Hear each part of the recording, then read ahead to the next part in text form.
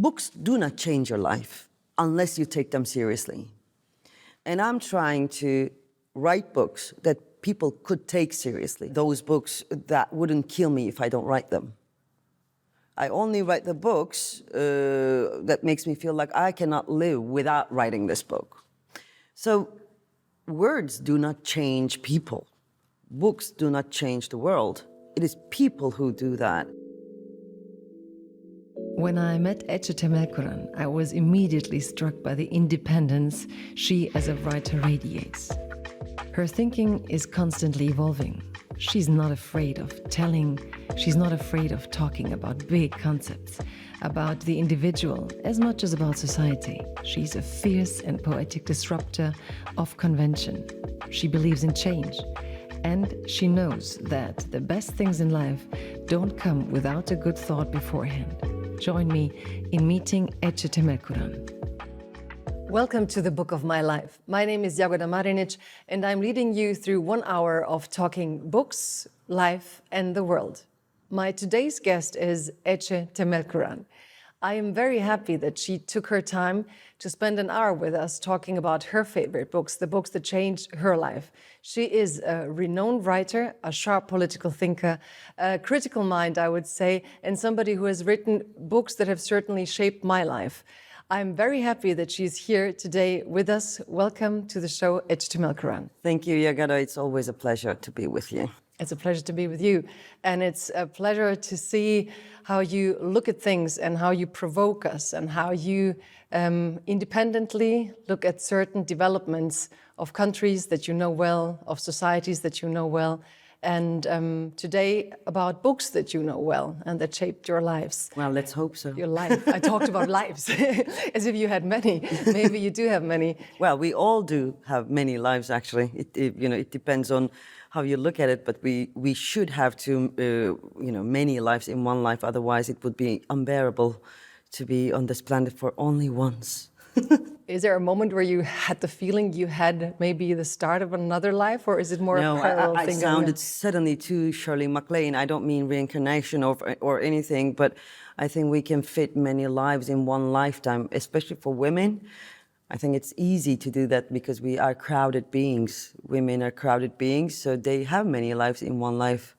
They cannot take only one life, one plain line for the entire lifetime. The first book that you brought here today is written by a woman, by a very special woman, Clarice Lispector. And yeah, I think it fits the crowdedness. Maybe you want to tell me something about how you met her, or how you got into her books and what fascinated you about them. Clarice Lispector is a very, very special woman because she's a very beautiful woman. She's extremely beautiful, a Brazilian writer. And I met her through my very good friend Annelies Beck, who is also a novelist and TV presenter in Brussels. The reason I am attracted to her, yes, of course, she's an extraordinary writer. She's a genius and so on. But I think she made me think a lot about the decision you have to make once you're a woman, especially a beautiful woman. If you're a beautiful woman, you have to make a decision about whether you're going to be the woman who people write poetry about, or are you going to be the woman who is writing the poetry? And once, as a woman, you hold the pen, even the most merciful gods would not like you. Once you hold the pen, you're kind of alone in this world. And it doesn't change in 19th century, in 16th century, or in 21st century. They don't like you because they really want women to listen to the story, act interested, very interested, and praise the storyteller who is supposed to be a man all the time. And this is a beautiful woman who rejected to be written about and admired and so on, and who wanted to write the story. And other thing that she did, which would drive today's editors, publishing industry, and booksellers crazy, was genre bending. It was something between fiction, autobiography, impressions, politics, poetry, and so on. So she is, I think, safe enough for publishers to publish, to rediscover after all this time, because she's doing something very interesting. And true literature, which she does, the genuine literature, the very hardcore, undiluted literature, so to speak, is her thing, and that is why I like her. And I think before becoming so popular in the world for the last 10 years or so, she has been the writer's writer. Mostly writers were interested in her. But you are fascinated by her personality, sort of first, and then by the writing. Or what came first? Yeah, when it's women writers, I cannot differentiate in between these two things, personality and writing. And also, I think they are far more connected when it's a woman, because as a woman, if you're a writer, you also become something of a objet de désir, so to speak. They look at you. They look at you in a different way than they do to a man. They scrutinize you, and your life has to be shaped in a way in order to match that scrutiny. Oh my God, I forgot that word. Anyway, so if you're a woman, I think your writing and your life is much more intertwined. And it is not only a coincidence that women in women's literature, autobiography or life, personal life is much more there, because we starved of not talking about ourselves. We were starved to silence, so to speak. So we are doing that once we have the tool of literature. To me, she is like a writer who just doesn't give you the comfort of a process that's finished. You know, like she's constantly confronting you with her creativity and the source of what's going on inside her. That is something I relate to as well, because the speed of seeing, the speed of telling, sometimes does not fit the speed of publishers, or they want you to be one thing. And as we told in the beginning, women are crowded beings, and once they start writing, it's become this big, massive, abundant, material, and the world wants you to be one thing and one thing only. Like non-fiction writer, write this novel, do this project, so to speak. But then genuine literature, real writing, does not wait for those things, I think, because that's the boring part, where you make a career, whereas writing is something that happens to you. You said that the moment a woman picks up the pen, she stops being the object of desire, whatever. Mm-hmm. I mean, you picked up the pen, mm-hmm. for sure, and you picked it in a way that it even, made you leave the country you lived in. I mean, you're from Turkey, you used to work as a journalist for a TV station, you picked the pen and you decided that you want to take a very close look at the man who's leading Turkey. I mean, it didn't just stop you from being an object, it even turned you into being a threat for somebody so powerful. How did that feel for you? And I mean, how did this change your own life, the fact how you treated your strength to write? People started describing me as brave, which is a very exhausting thing, because I'm not brave, actually. I have so many fears. The only problem is I forget about my fears when writing. I truly forget about them. And when it's published, it's too late. I can deal with my fears later. I think everybody should do what they, whatever that is that makes them forget their fears. But they started defining me as brave, which I am not. That is how it changed my life. And then I had to leave the country, but that's an ordinary thing now. Exile is not a, exotic thing anymore. We are living in a century of nomads anyway. The thing is, I think women, especially when they laugh and when they talk, they become terrifying to men. It is not easy for us to understand this, how terrifying we are. But we are actually terrifying.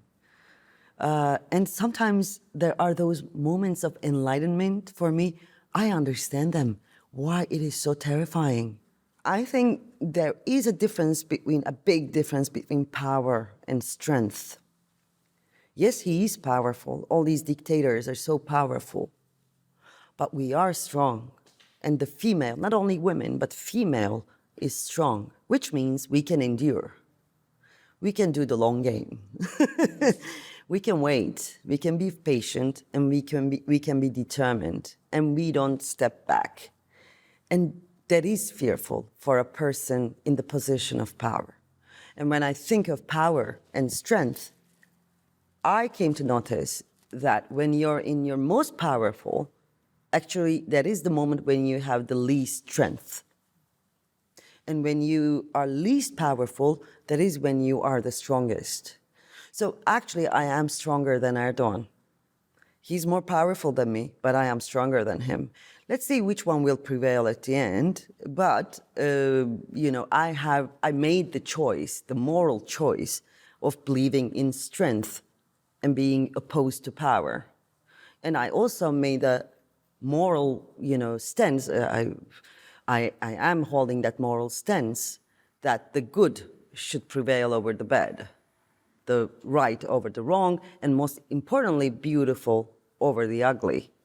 So you, for me, are somebody who, by the sheer act of the genres you sometimes pick, seem to be a writer who believes in the power of books, like we say. Is that what made you, like, you could have said, now I'm going to turn away from the book world. What does the world help if you have to leave your country? You certainly said, no, it's strengthened my look at what a book can do to this world and what a book can mean in this world.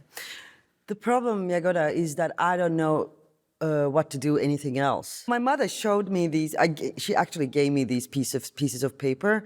It is my letters to family members, and this is before I know how to write. I am doing the imitating act of writing, obviously, and these are like scribbles, and this means that I was actually writing before I learned how to write. And I remember writing poetry. I still have that notebook with me. When I was 8 years old, as soon as I learned writing, I started writing poetry. And then it was not even a decision to write.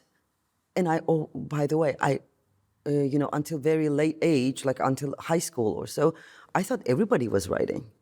No, seriously, I didn't understand how people would live otherwise. So this is the only thing I know how to do. And also, yes, books do not change your life unless you take them seriously. And I'm trying to write books that people could take seriously. And I'm very serious when I am writing them. I'm very genuine, and I mean it. And I don't write books, those books that wouldn't kill me if I don't write them. I only write the books that makes me feel like I cannot live without writing this book. So words do not change people. Books do not change the world. It is people who do that. But in order to make that happen as a writer, I think the most important job is to be genuine, to be real, not to be a project, so to speak. Yeah. And you brought another book that shaped your reading biography and you as a person, which is Montaigne Essays. Why did you bring this book? I was 16 and I memorized this book. I don't know how many times I read this when I was 16. I don't know why I did that, but in hindsight now, I know why. Because essays are the most thought-triggering, most lively genre, they are the most lively crumbles of writing, so to speak. And now I'm writing essays. In last two books, I'm writing essays, political essays, poetic political essays, and so on. And what Montaigne did was that. And essays are for those people, I think, who have so many eyes looking everywhere. And essays are also for those people who think that reality has some sort of poetry in it. And Montaigne, I think, shaped my writing in the most profound way possible. Because before I left Turkey for I don't know how many years, since I am 20, let's say, I've been writing columns. For 20 years I did that.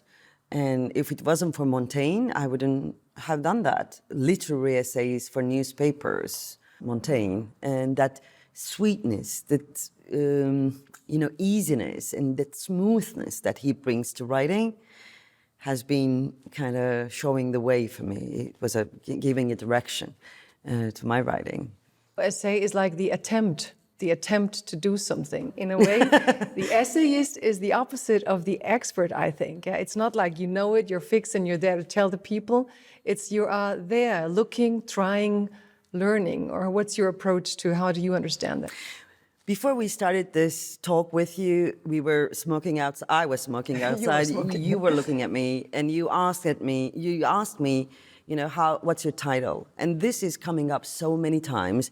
And I am kind of tired of this title thing because I seriously don't know. I can be a poet, I am a poet, I am an essayist, I'm a novelist, blah, blah, blah.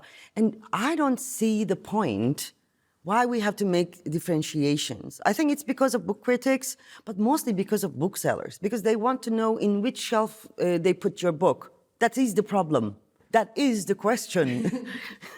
And then, in a very strange way, the process of creativity is determined in the opposite direction. You actually start deciding your genre according to the decision of the bookseller. So, in fact, what I think today is that the thing I'm doing is poetic nonfiction, because Together is like that. A manifesto against the heartless world. Many writers feel that, but they don't admit it, but I will confess. I think we are not adjectives, we are verbs. We are not writer, we are writing. We are not, creators, we are creating. We are verbs, coming from somewhere and going somewhere. When you talk about how to lose a country, and I mean, there was a lot of water in that book because you wrote about how fascism unrolls, but still, it made me understand, and that's how this can change my life as a reader too, that it happens so fast. You know, How to Lose a Country made me understand, wow, it's not something happening far away in Turkey. You chose examples where I thought, wow, this is happening in my country as well.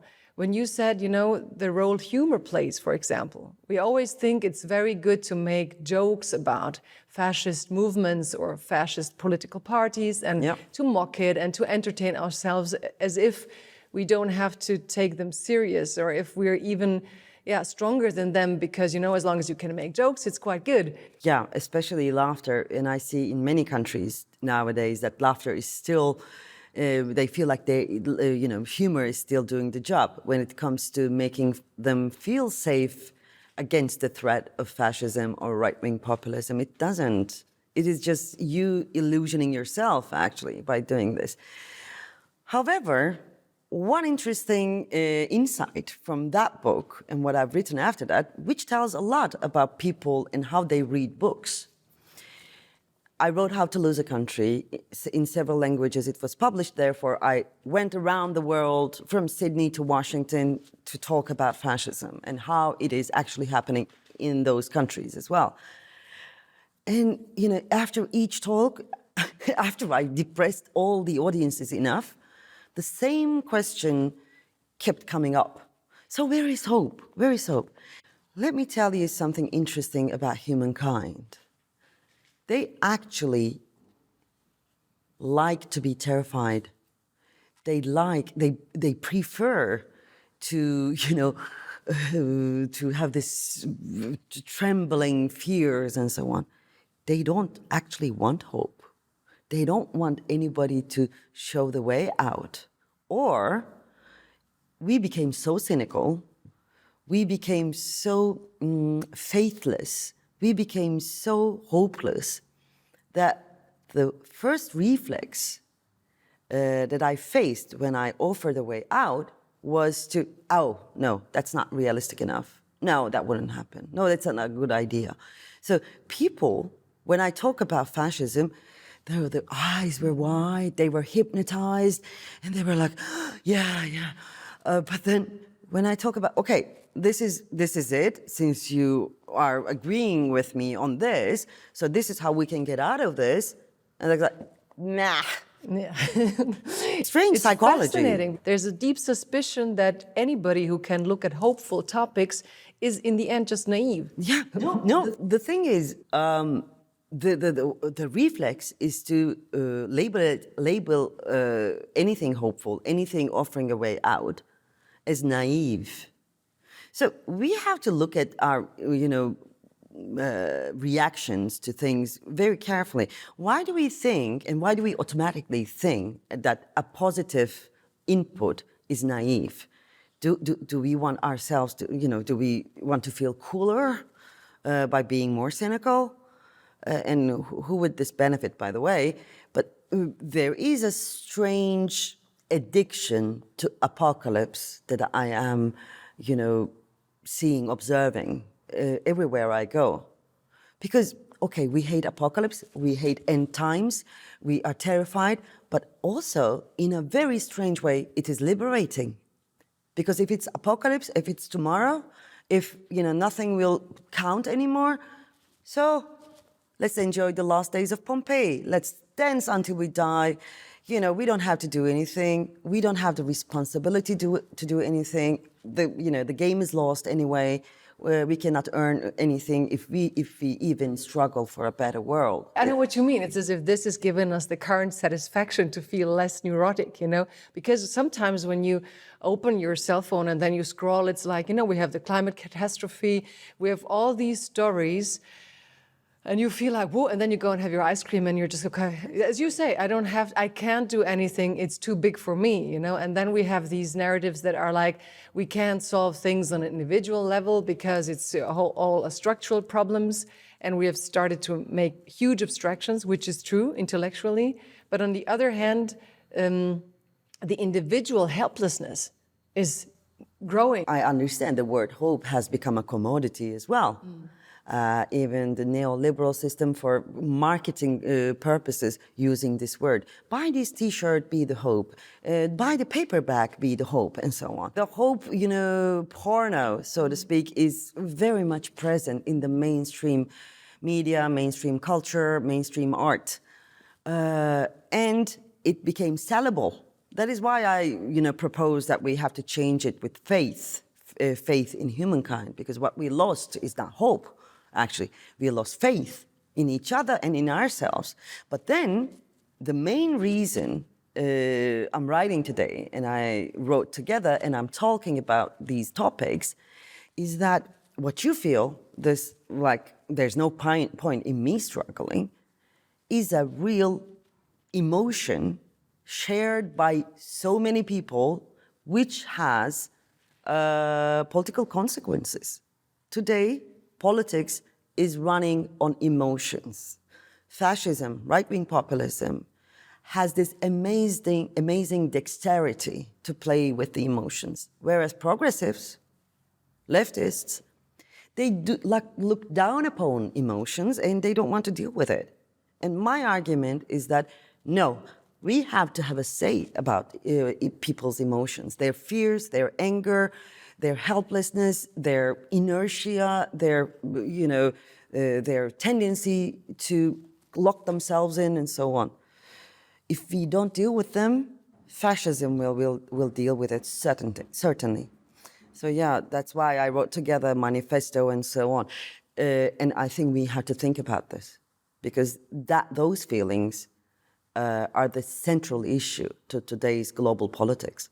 Where do you think this suspicion against the emotional comes when it's about the progressives or the left? I mean, why is it so? Is it because history proved you can manipulate them so horribly? But still, it's the human condition. How do you challenge yourself to go there, even if you see many people that are, on the same intellectual page as you are, would not go this way? It's great to be a woman because you don't care about not being taken seriously. I'm used to that. Yeah. So, but the more important thing is they look down upon emotions, the progressives, most of the time, because they are slippery, and I understand that. And it's so not easy not to be cynical about this. Can we talk about love without a smirk? I mean, like, even I find it hard. I do it, but I find it hard as well. I'm like, oh God, this is so, cheesy to talk about love. But my point is, if we do not take these concepts such as love, faith, dignity, friendship, from the monopoly of religion and bring it to politics, we will not have the heart to have the political action. Because look at it, we do have all the answers. For climate crisis, yes, we know what we have to do. For extreme inequality, yes, we do know what we have to do. All other crises, we actually have the answers. What we don't have is the political will of the masses to make those changes happen. So how do you create that will? That is the biggest problem of progressive politics today. It's not that people are not convinced with the facts. They are convinced with the facts, but they do not act anyway.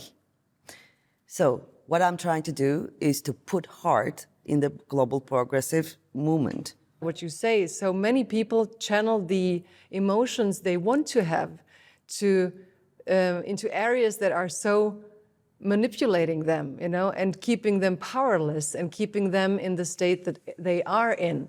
So I think, heading towards this emotion management that we have today in psychotherapy and everything. So you go and have a 20 square meter room where you can talk about your emotion freely, and then you have to step out and in a way function better.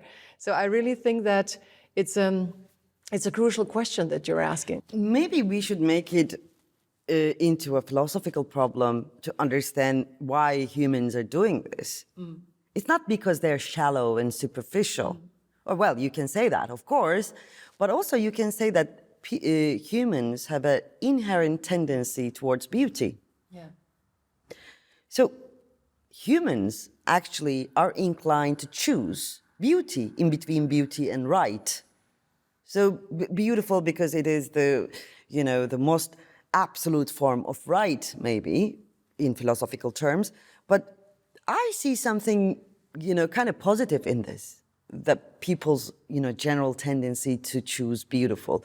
Not the right type of beautiful, maybe, but they want to choose the beautiful, which is important for me because I do think that, especially since 1970s, neoliberal narrative with its cultural tentacles and everything made us believe that humans are inclined towards ugly and bad.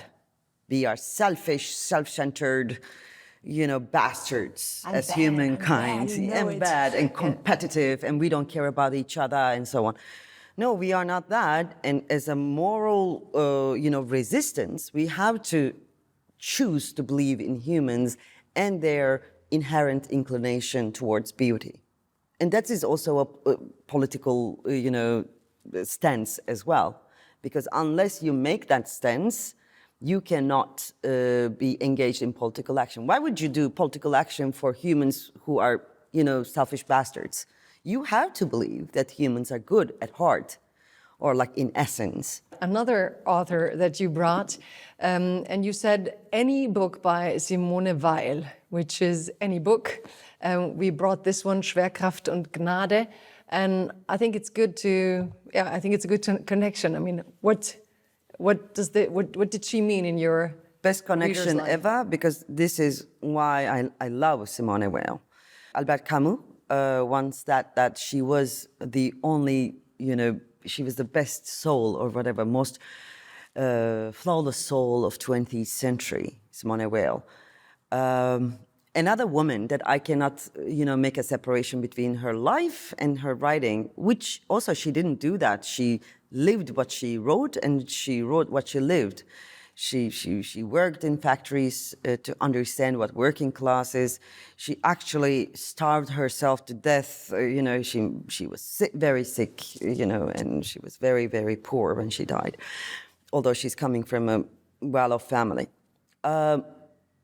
She is utmost poetry to me. She wrote politics, but she's a poet. And she tried to do something I tried to do as well in a different way. She tried to bring poetry and art to progressive politics, to Marxism, to left politics. But she believed in God. She was a religious person. She was actually a Jewess, but then she became Christian and so on. And she took this seriously, the matter of religion seriously. Whereas I don't believe in God, I believe in humans. She was luckier than me because if you believe in God, you just forgive God. It's easier to forgive God for his, disasters and, injustices. But when humans do it, we don't forgive them as easily as we forgive God. And I have to forgive humans, a difference between me and Simone Weil. And she said, they need bread, poor people, they need bread, but they need poetry as well. This is an important thing to say about the working class, about the underclass people. Because many, analysis today, even today, many analysis, many, resistance politics that stand by the working class, they only talk about the bread part of the story. As if, if we are a little bit more equal, everything will be solved. No, everything will not be solved. So yeah, Simone Weil, any book by her, any word by her is so important because she tried to do something impossible. She tried to bring poetry and politics through God, through religious writing, through theology, and so on. Yeah, amazing woman, amazing, incredible woman.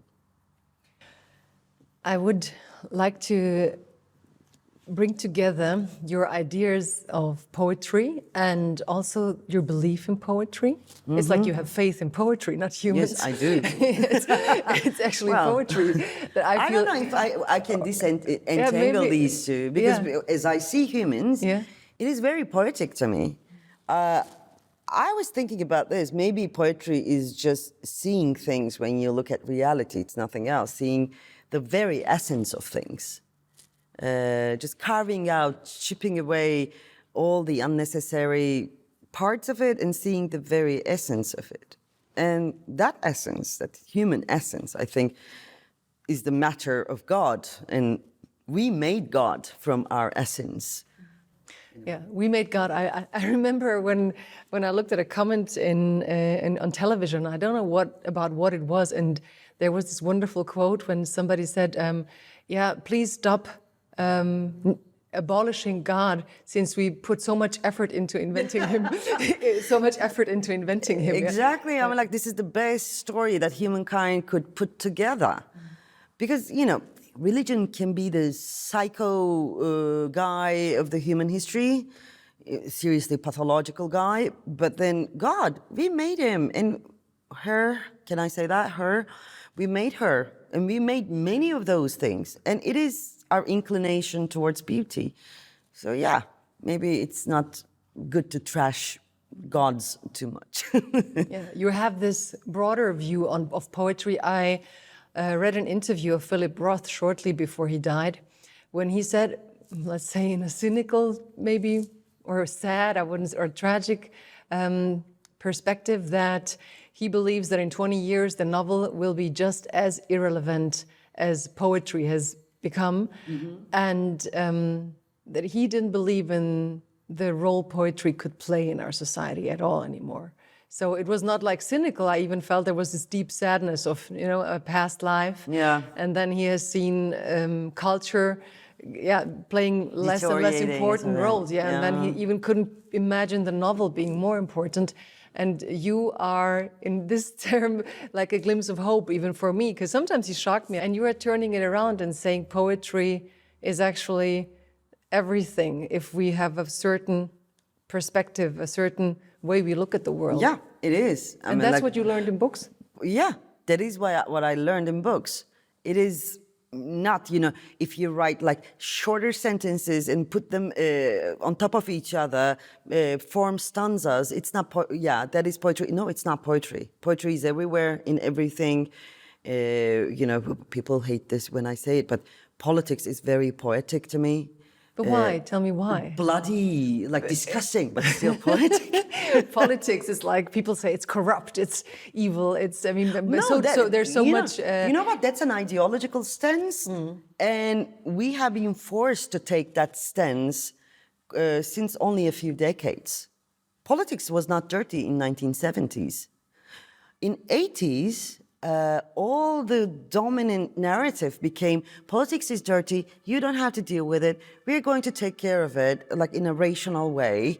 Thatcher and Reagan was doing this. And then for 3 decades, this has been imposed on us that we don't have to deal with politics. And that is why we have Boris Johnson, we have Trump, and we have Orban, and several others, and Erdogan, of course, and Putin, obviously. So politics is not dirty, it is poetic. It depends on which side you are, first of all. But I would have to drink some more of your poetry in there. Politics is becoming sexy for the younger generation. It is so interesting. After all this erasal of memory in 1980s, 90s, did you know that socialism is the most looked up word on Wikipedia in the United States by the young generation? They think that it is a new invention, but anyway, so they are looking up words. This is important. The difference between now and then is faith in ourselves. We don't believe in ourselves anymore. And that is something we made to believe. We started believing that we have no political agency. And the world made us believe that as well, but we have political agency. And if we can start believing that again, we can become different political animals. Speaking of animals, I have to make a point here. If they're listening in a podcast, they wouldn't see it, but actually there is a rabbit on the table right now. Dead rabbit, looking at me, hypnotizing. Well, you actually have some relativeness in the eyes. This rabbit and they're both looking at me. But it represents the rabbit hole that we are falling into right now. While we're talking about faith. It triggers images that I saw on Instagram and Twitter, where you get these affirmations all the time, believe in yourself and everything is good. And on Twitter, somebody was making sort of a joke and just said, you're the best, you can do everything, just believe in yourself, do this and do it then. And then he said, now pay me 800 euros, because this lack of faith is turned into a huge industry. And before people are able to change anything outside, they think they have to fix themselves into, I don't know what, but there seems to be tons of things we have to fix, as if we were all a whole rabbit hole and nothing else. And I'm always overwhelmed by these affirmations. I feel really bad afterwards because I feel that I don't believe anything I'm telling myself. I work a lot out of the negative. So I like my negative thoughts because they push me into the beauty. So when I come and confront myself with all those positive things, I'm just like, okay, and now I just figure out I'm negative. So this lack of faith in this world, and also in faith in ourselves, I think it's being capitalized and made into money and keeps people busy with themselves. What's the right way to come to a point, or what is this faith? When can we understand or feel that we actually believe in ourselves? What do we need for it? Well, thank you, Rabbit, for opening this conversation about the rabbit hole of the self, actually, because yes, you're right. There is this massive industry of self, like being a better self and, being a better person, being a happier person. There's this myth of happiness, which is complete nonsense. I mean, like, you cannot be happy. You just can have a meaningful life. End of story. Either you have the joy of living or not. Happy is an instant. It comes and goes. That's it. But then they created this understanding of happiness, which is permanent, which is sustainable, and it has to be kept as it is. The industry of the self is so big and they're making a lot of money. Actually, I should jump into that industry maybe. Yeah, you should write. The next book should be called Self. And the epiphany you had, like, there was this one moment in our rabbit hole conversation where you had an epiphany, and from then on you had yourself. And every day you wake up and feeling yourself. And I think it's actually the most boring life people can have. Exactly. But they work hard to have it. So actually they destroy their life. They have to have a perfect life they are striving towards. Yeah. And, this industry of the self stands upon the, understanding of the self, which is like isolated from everything else. You have your few friends who make you feel good and nothing else. Mental health. Or lover, whatever, colleagues, and that's it. My understanding is, if you want to understand yourself, look at the other person. And we cannot understand ourselves if we don't understand the other. The other as in not the alien, but just any other. So if you want to look at yourself, just open the window and look outside. This is the only way to understand the self. Because there is no meaning in life unless you put it, and you cannot put meaning into life by digging a deeper rabbit hole in yourself. There is nothing interesting in the self, by the way. Seriously. All other people, the other is interesting. The normal is interesting. The daily thing is interesting. There's a chapter in Together which I say, okay, reality is fucked up. It's such a mess, all these crises and so on. What are you going to do? Are you going to close your door and, build yourself a panic room? No. The magic remedy that would heal the real problems is in reality again. It is nowhere else. So self is not where you go when you're desperate. The other is where you go when you're down and feel defeated. Though we often also say that unless you don't find yourself, you can't find the other. And I guess I think that we should reverse that. Because there's no finding the the self, whatever. I mean, you can do all the Freud, you can do all whatever, Lacan and everything, but at the end of the story, there is no self without the other. And if we can understand this also creates another politics of friendship, which we need badly today. Mm. Is that also when you read books, is that the encounter with the other? It's actually, you could meditate, you could try to regulate, listen to affirmations, but you can do both. We are all trying to understand how to live, how to be, and, and how to have a more meaningful life. So this is why I read books, I write books, or I do speeches, whatever. So, and this is also why I meet people, which is the most inspiring thing, most unpredictable thing. Are you, when you say a meaningful life, and then you relate it to books, after Corona, the book life, the literary world has really suffered. And some people say that the importance of the book has shrinked, and we have so many easier ways to get a narrative, oral history, we have all those Netflix stories, all industries making a lot of money with easier storytelling. Do you ever worry about the book as a product, so to say? You know what? It's not that I worry, but I see a trend going on towards something. And that's why I created this community, lettersfromnow.com. Because I think, okay, book, it has been hundreds of years that this medium is around. It's not going anywhere overnight. But I see the digital coming as well. So I thought, can we create a digital universe around the book? So I created this digital community called Letters From Now. It's a correspondence project. I write letters and the readers write me letters as well. And we are discussing the concepts in together. So it has become an international community with 5,000 people. We are writing, and there are new friendships building up there and so on. So I think we have to think about new projects, new mediums that combine the new and the old. A book is going nowhere. It shouldn't go anywhere. You brought a last writer. Yeah. And he's totally pre-digital world.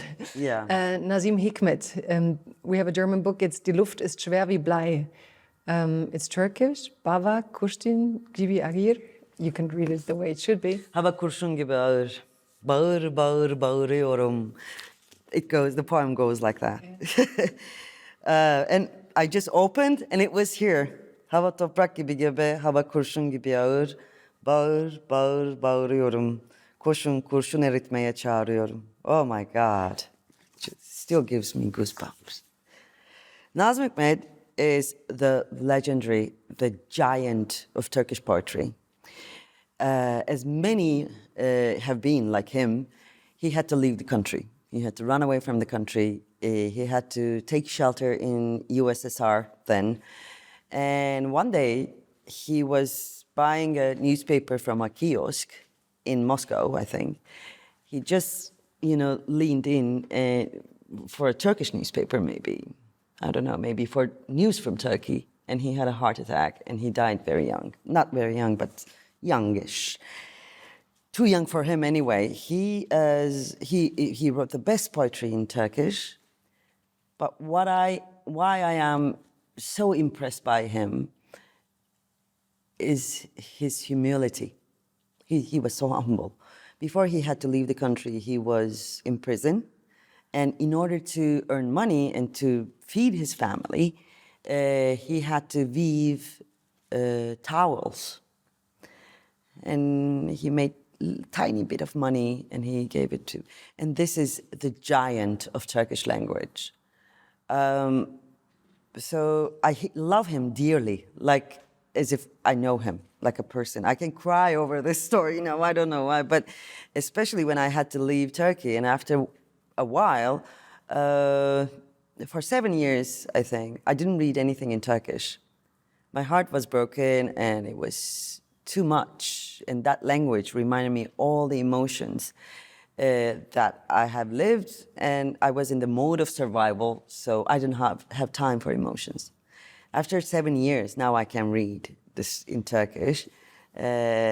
So one friend to another, I respect him so deeply, because he never gave up the joy of living, and that is my ultimate goal in life as well.